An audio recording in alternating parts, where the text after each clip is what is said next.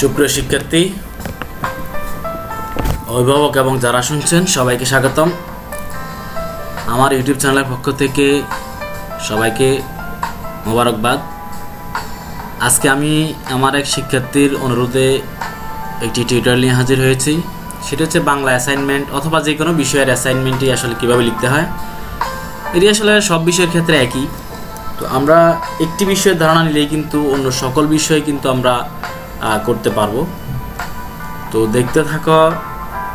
অবশ্যই আমার চ্যানেল জানা নতুন, চ্যানেলটি সাবস্ক্রাইব করে রাখবেন এবং পাশে থাকবে বেল আইকন বাজিয়ে দেবে যাতে পরবর্তী ভিডিও আপলোড দেওয়ার সাথে সাথে পেতে পারো। শিক্ষা সংক্রান্ত গণিত বিজ্ঞানের সকল ক্লাস এই চ্যানেলে আপলোড দেওয়া হয় প্রতিনিয়ত।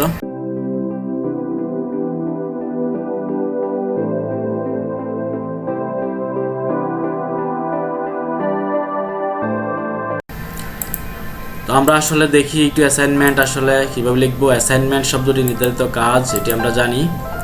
এখানে সংক্ষিপ্ত প্রশ্ন থাকতে পারে, রচনামূলক প্রশ্ন থাকতে পারে, সৃজনশীল প্রশ্ন, পরীক্ষণ অথবা নির্দিষ্ট বিষয়বস্তু থাকতে পারে। সংক্ষিপ্ত প্রশ্ন হলে আমরা প্রশ্ন এবং সাথে সাথে উত্তর নিচে নিচে লিখে ফেলবো। রচনামূলক প্রশ্ন আমরা জানি এটির ভূমিকা থাকবে এবং মূল অংশে আমরা বিস্তারিত ব্যাখ্যা বিশ্লেষণ করব এবং উপসংহার দিয়ে আমরা কিন্তু শেষ করব। অনুরূপভাবে সৃজনশীল হচ্ছে সৃজনশীল প্রশ্ন কিন্তু যে কাঠামোতে আছে ঠিক একই কাঠামোতে এটি করতে হবে, এটি কিন্তু কোনো পরিবর্তন করা যাবে না। পরীক্ষণও কিন্তু আমাদের বইতে যেভাবে আছে ঠিক এভাবেই লিখতে হবে, এটাকে কিন্তু কোনো কাটসেট কোনো পরিবর্তন করা যাবে না। নির্দিষ্ট বিষয়বস্তুর ক্ষেত্রে কিন্তু আমরা এই যে ভূমিকা, মূল অংশ এবং উপসংহার এই তিনটি অংশে কিন্তু ভাগ করে লিখতে হবে এবং উপরে সবগুলোর ক্ষেত্রে কিন্তু উপরে একটি কভার পেজ আমাদেরকে দিতে হবে। এটি আমি দেখাবো ধাপে ধাপে। এখানে অ্যাসাইনমেন্ট লেখার কিছু নিয়মাবলী আমি আগের টিউটোরিয়ালে দিয়েছিলাম, এখনও দিয়ে দিয়েছি। একটু দেখে নেওয়ার চেষ্টা করবে। অবশ্যই বেশি নাম্বার পাওয়ার জন্য এই নিয়মগুলো ফলো করতে হবে, ঠিক আছে? প্রতি বিষয়ের জন্য আলাদা আলাদা খাতা তো তৈরি করতেই হবে এবং সুন্দর হাতের লেখা, পরিষ্কার পরিচ্ছন্ন এবং বিষয়বস্তুর প্রতি যেই দক্ষতা সেটি কিন্তু এখানে দেখাতে হবে। বিষয়বস্তুর যেই গভীর জ্ঞান সেটি কিন্তু প্রকাশ হবে এবং তুমি ওইটা থেকে নিজে কি ক্রিয়েটিভিটি দেখাতে পারছো, অর্থাৎ সৃজনশীলতা তোমার মাঝে কি আছে সেটি কিন্তু এখানে আসলে বিবেচ্য বিষয়। এটির উপরে কিন্তু নাম্বার ভেরি করে। তো এখানে বাংলা একটি অ্যাসাইনমেন্ট আমি নিয়েছি। শিক্ষা সফরে গিয়ে আমি কোন ধরনের অভিজ্ঞতা অর্জন করলাম সেটির উপর তোমরা একটি অ্যাসাইনমেন্ট লিখবে। আমি জাস্ট এই অ্যাসাইনমেন্ট এটির একটি নমুনা দিচ্ছি। তোমরা কিন্তু এটিকে সম্পূর্ণ নতুনভাবে নিজের মতো করে লেখার চেষ্টা করবে। তোমার পাঠ্য বই, ইন্টারনেট থেকে সহযোগিতা নেবে, তোমার সহায়ক বইগুলো থেকে নেবে, তোমার যে যারা শিক্ষক আছে তাদের থেকেও সহযোগিতা নিতে পারো। সবচেয়ে বেটার হবে এটা কিন্তু অন্যদের থেকে আলাদা হতে হবে, অর্থাৎ প্রত্যেক শিক্ষার্থী কিন্তু আলাদা আলাদাভাবে তাদের কাঠামো অনুসারে কিন্তু অ্যাসাইনমেন্ট লিখতে হবে। অন্যথায় কিন্তু ভালো নাম্বার পাওয়া যাবে না। আমরা যখন দেখি, আমাদের পেপার কাটতে গেলে যখন দেখি যে একই লেখা প্রত্যেক স্টুডেন্ট লিখছে, তখন কিন্তু আমরা তাকে এভারেজ একটা নাম্বার দিয়ে কোনোরকম পাস করে দেওয়ার চেষ্টা করি।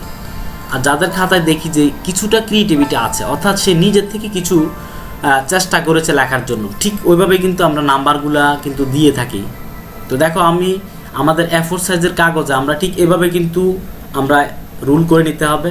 আমি এভাবে 3 দিকে আমি রুল করে দেখাচ্ছি, তোমরা রুল করে নেবে। নিচের দিকেও করতে পারো, নিচের দিকে না করলেও সমস্যা নেই, তবে 3 দিকে অবশ্যই রুল করে নেবে। এই যে ঠিক এভাবে এদিকে ফাঁকা জায়গা থাকবে, এদিকে ফাঁকা জায়গা থাকবে, এই যে রুলটি তোমরা এভাবে করে নেবে। তারপর দেখো এখানে আমাদের যে কাভার পেজটি আছে আমাদের উপরে অ্যাসাইনমেন্ট, তুমি এটাকে সাজিয়ে যেভাবে তোমার মতো করে লিখতে পারো, তবে এই বিষয়গুলো এখানে অন্তর্ভুক্ত হতে হবে। শিরোনাম থাকবে, যেমন আমার অ্যাসাইনমেন্টের শিরোনাম ছিল তুমি শিক্ষা সফরে গিয়ে কোন ধরনের অভিজ্ঞতা অর্জন করেছো তার বিবরণ লিপিবদ্ধ করো। তারপর তোমার বিদ্যালয়ের নাম লিখবে, প্রণয়নকারী অর্থাৎ তুমি যে ব্যক্তি অ্যাসাইনমেন্ট লিখতেছো সে ব্যক্তির নাম, শ্রেণী, শাখা, রোল এগুলো থাকবে। তারপর তোমার বিশেষ শিক্ষকের নাম এখানে লিখে দেবে। ফলাফল প্রত্যাশিত এই জায়গাটি কিন্তু তোমরা খালি রাখবে অবশ্যই। তারপর দেখো, আমি এই অ্যাসাইনমেন্ট যেটি আমি নিয়েছিলাম শিক্ষা সফরের অভিজ্ঞতা বর্ণনা, সেটি আমি একটু দেখানোর চেষ্টা করতেছি। জাস্ট বারবার আমি বলতেছি এটি একটি নমুনা, তোমরা তোমাদের নিজের মতো করে লিখবে এবং বিভিন্ন বই তুমি দেখবে এবং তোমার যে বিষয়টি আছে এই বিষয়ে একটি বইতে একটি প্যাসেজ, একটি রচনা, একটি গল্প, উপন্যাস দেখে তুমি কিন্তু এটি লিখতে হবে। তো এই হচ্ছে ভূমিকা, এভাবে আমি ভূমিকাটি সাজিয়েছি। তারপর দেখা এখানে মূল অংশটি, এই মূল অংশটিকে আমি ভ্রমণের পথসমূহ বা বিভিন্ন কোটেশন আমি ভাগ করে লিখেছি। যাত্রাপথের শুরু, অর্থাৎ আমি এই ভ্রমণ প্রথম থেকে আমি কিভাবে কি করেছি টোটালি সব কিছু কিন্তু আমি এখানে মূল অংশে ব্যাখ্যা করার চেষ্টা করেছি। এটি তোমরা পৃষ্ঠা পৃষ্ঠা লিখবে। আর সবসময় খেয়াল রাখবে যে অবশ্যই অ্যাসাইনমেন্টের এক পৃষ্ঠা লিখবে। উপপৃষ্ঠার যে এক পৃষ্ঠা আছে এক পৃষ্ঠা লিখবে, অপর পৃষ্ঠা কিন্তু খালি থাকবে। তো এটি তারপর এখানেও দেখো এটিও মূল অংশ, এটি মূল অংশের অংশ। আমি এটিকে ভিন্ন ভিন্ন কোটেশন ভাগ ভাগ করে লিখেছি, এভাবে তোমরা এটিকে সাজিয়ে নেবে।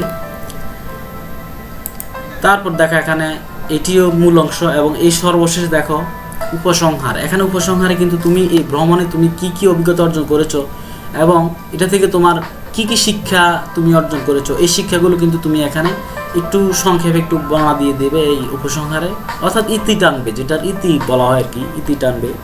তো ইতি টানার জন্য আমরা জানি যে কি করতে হয়। তো এই বিষয়টা অবশ্যই তোমরা বুঝতে পেরেছো।